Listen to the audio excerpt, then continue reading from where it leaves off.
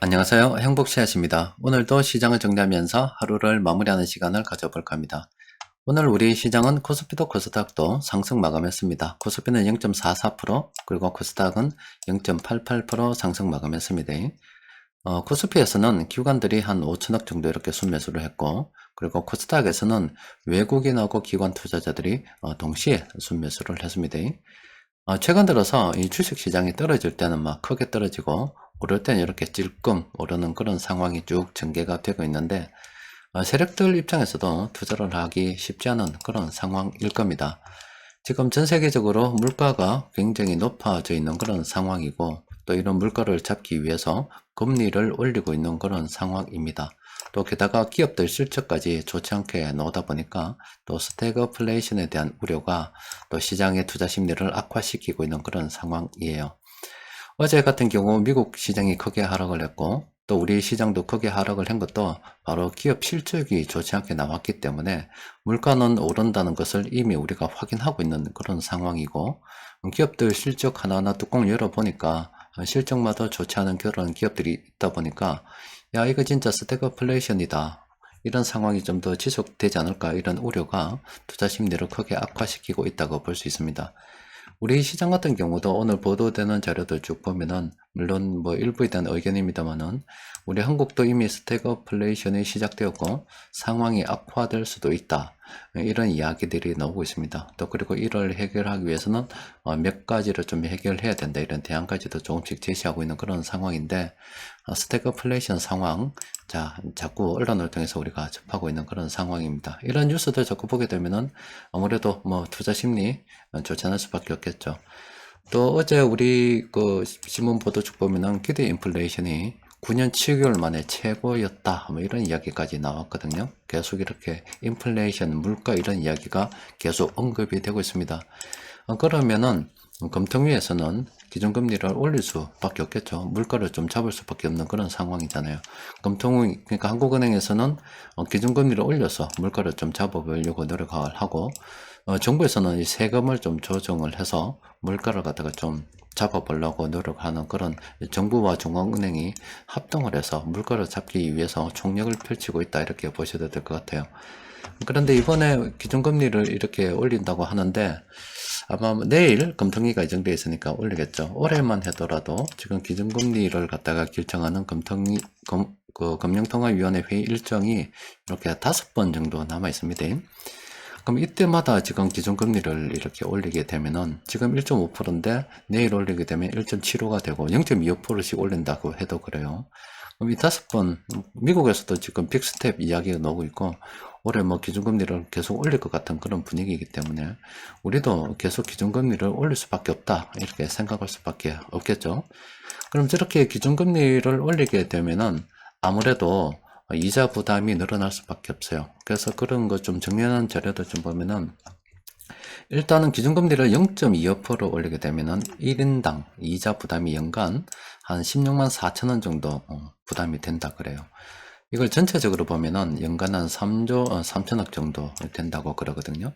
근데 올해 이렇게 5번 다 올리게 되면은 1인당 연간 한 82만 원 정도 부담을 하게 되고, 그리고 전체적으로 봐서는 한 16조 5천억 정도 이자 부담이 늘어난다, 날 것으로 예상이 된다, 이렇게 지금 분석이 되고 있거든요. 그래서 뭐 여러분들께도 늘 말씀을 드렸잖아요. 뭐 금리 인상 같은 경우는 이미 우리가 오래전부터 예상하고 있었고, 그래서 대출이 많은 분들께서는 이에 대한 대비를 갖다 해야 된다고 누차 말씀드렸기 때문에 여러분들께서 뭐 그에 대해서 잘 대비하고 계시리라 봅니다.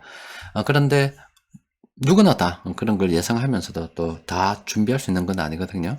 그러면은 분명히 저 이자 부담이 좀 문제가 돼가지고 파산을 하는 사람들이 늘어날 수도 있어요. 그러니까 그런 경제 충격은 언제든지 올 수 있기 때문에 우리가 투자를 진행할 때도 항상 몰빵 투자하는 게 아니라 분할 매매로 조금 여유를 가지고 진행을 하는 게 좋습니다. 자, 오늘 시장 수급을 들여다보면은 코스피에서는 이 금융 투자 쪽에서 많이 매수가 들어왔습니다. 이거는 뭐 현물이 좀 싸다고 보니까 이렇게 들어오게 된 거죠. 그래도 조금 눈여겨볼 만한 것은 이 외국인 투자자들이 중소형주 이렇게 좀 매수를 했고요. 또 그리고 이 연기금 쪽에서도 뭐 전체적으로 보면은 이렇게 매수를 많이 했습니다.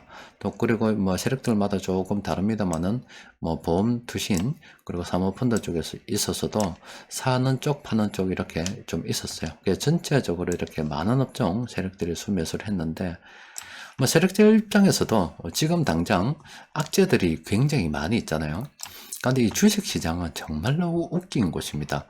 그러니까 우리가 주식시장을 갖다가 어떤 경제의 바로미터로서 또 선행지표로서 판단한다 그러면 현재 우리가 바라보고 있는 이 주식시장의 모습은 향후 6개월 이후에 우리 경제 상황을 예상을 할 수 있다. 이렇게도 또 보거든요.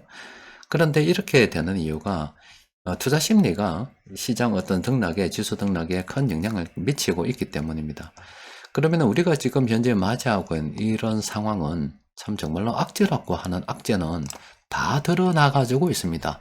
물가가 굉장히 높고 또 에너지 곡물 가격이 높고 또 물론 이거는 또 전쟁이라는 게 있고 또 자국 보호를 위해서 뭐 곡물 이런 거 수출 통제를 해버리고 막 이런 식으로 그리고 전 세계가 예전에는 뭐 글로벌 분업 이야기하면서 막 하다가 요즘은 또 끼리끼리 모여서 노는 또 그런 분위기로 또 가고 있잖아요. 그러니까 지금 악재라고 하는 악재는 전부 다 지금 다 쏟아져 나와 있는 상태가 현재 시장입니다. 그런데 시장이 좀 희한한 게 이런 악재 속에서 약간만 이런 상황을 타개할 수 있는 희망적인 재료가 불씨가 반짝 보이기 시작하면은 투자자들은 이미 드러난 악재는 악재가 아니다라고 하면서 이렇게 또 희망에다가 또 베팅을 하기 시작합니다. 그러면은 또 주식시장이 또 이렇게 갑작스럽게 정말로 대처할 시간도 없이 쑥 올라와 버립니다.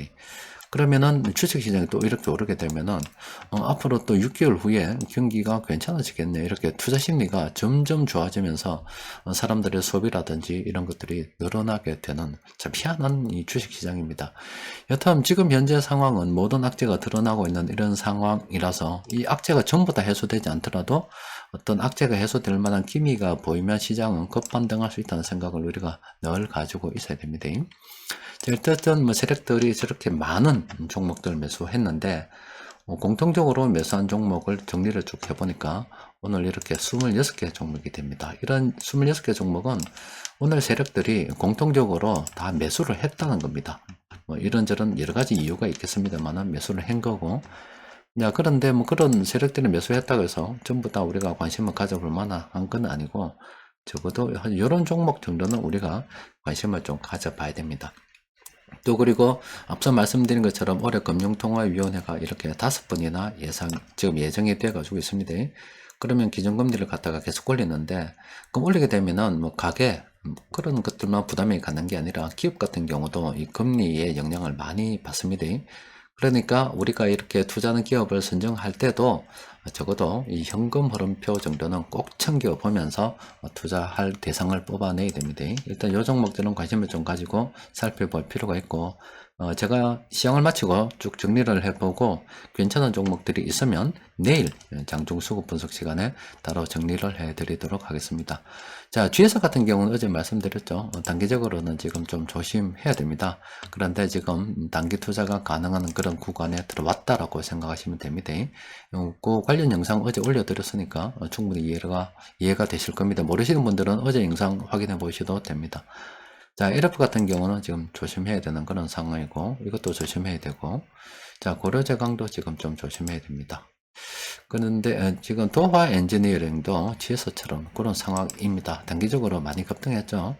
지금 이런 식으로 해서 공포지수가 한번 딱 찍었습니다. 이런 지표가 이렇게 한번 분석이 쭉 되면은 이런 게 그냥 분석이 되는 건 아니거든요.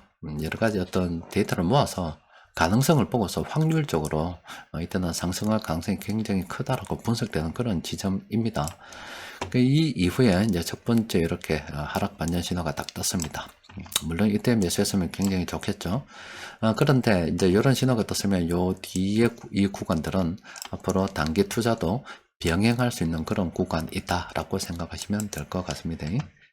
자, 로스웰 같은 경우도 좀 지금 단기적으로 좀 많이 올랐습니다. 그리고 롯데 쇼핑도 그렇고, 상신 브레이크도 마찬가지입니다. 단기적으로 지금 많이 올랐습니다. 신한지주도 그렇고, 영원 무역홀딩스, 하이창공, 뭐 한국가스공사, 뭐 이런 종목들.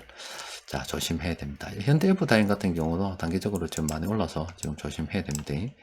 그런데 최근 들어서 이래 보면은 그동안 좀 없다가요, 좀 하다가 상승 반전으로 분석되는 종목들이 조금씩 늘어나기 시작하고 있죠. 시장 분위기가 한순간에 급반전할 수도 있습니다. 그 주식시장은 희한한 곳이라니까요. 악재가 다 쏟아져 있으면은 그런 악재가 해소될 만한 어떤 약간만 분위기 반전이 있어도 순식간에 급등하는 곳입니다. 그러니까 여러분들 이렇게 투자를 진행하실 때 일단 뭐 전반적인 상황은 다 이해가 되잖아요. 뭐 그동안 돈이 많이 풀렸고 지금은 이 때문에 인플레이션이 일어나고 있는데 게다가 악재가 하나 붙어가지고 지금 전쟁까지 나 있는 그런 상황이라서 물가 상승 압력이 굉장히 크다. 그리고 기업도 실적이 좀 좋으면 괜찮은데 실적이 뭐 잘 나오는 기업도 있고 나쁘게 나오는 기업들이 있거든요. 근데 실적이 잘 나오는 기업들이 있으면 뭐 그나마 좀 괜찮지만은 안 좋은 기업들이 있을 때마다 또 뭐 스태그플레이션에 대한 우려가 이렇게 생길 수밖에 없는 그런 상황입니다. 이걸 갖다가 좀 타결을 좀 해보려고 중앙은행에서는 금리를 이용해서 물가를 좀 안정시키려고 지금 하는 거고, 정부에서는 세금을 좀 깎아줘가지고 물가를 좀 안정시키려고 하는 그런 상황이고, 어쨌거나 이런 또 금리가 오르게 되면은 당연히 이자 부담이 지금 늘어날 수밖에 없는 거고, 관련해서 우리가 대출이 있는 사람들 조심해야 되는 거고, 또 우리가 투자하는 기업들 쭉 판단해서 골라낼 때 적어도 현금 오름표 정도는 챙겨보게 되는 거고, 하여튼 이게 모든 게 전부 다 악재라고 보면은 이 악재가 굉장히 많이 쏟아진 시장이 현재 시장이고, 또 그런 이 악재가 이런 식으로 해서 하나하나 소멸되는 기미가 조금씩 보이기 시작하면은 주식시장 급반전할 수 있는 그런 상황이다. 그런데 이게 언제까지 갈지는 아무도 모른다 이 말이에요. 그러니까 투자를 진행할 때 몰빵하는 게 아니라 항상 이 말만 잘 이해하시면 됩니다.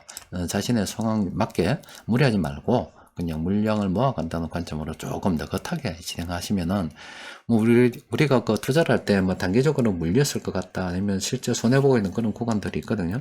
그런데 또 회복될 때는 순식간에 금방 회복이 됩니다. 그러니까 그냥 좀 느긋하게 지켜본다는 그런 개념으로 또 물량을 뭐 나중에는 오르겠지 생각하고 희망이 배팅하면서 모아간다는 관점으로 접근하는 게 좋겠습니다. 자, 오늘은 여기까지 정리하도록 합시다. 이상입니다.